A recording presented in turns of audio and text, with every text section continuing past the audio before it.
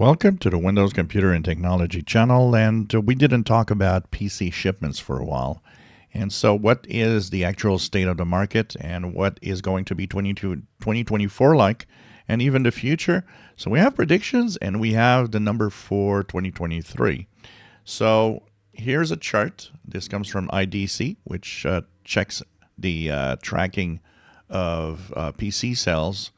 And basically, it's interesting because so we had the pandemic.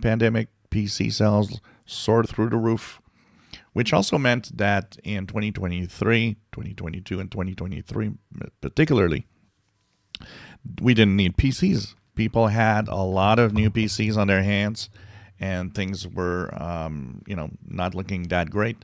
So year over year, the decline of PC sales in 2023 is 9%. But as 2023 grew to the end, we were actually recovering. And actually, they were saying that by the end of 2023, PC sales were actually growing by 6%. So that's interesting. Now, they're expecting this number to continue to grow this year.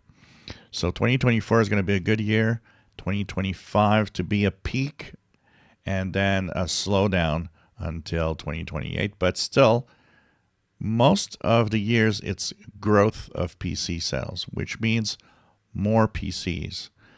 And one of the things they say is that 2025's peak will actually coincide with a lot of Windows 10 end of support date coming soon.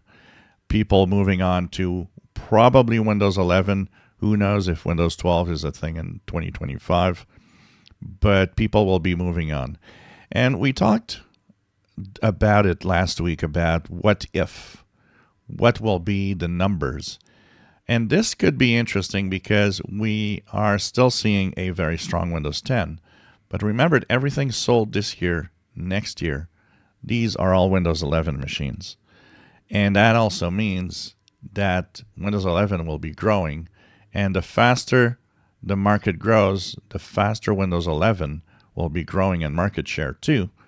So what's going to happen with that? This is the tricky part.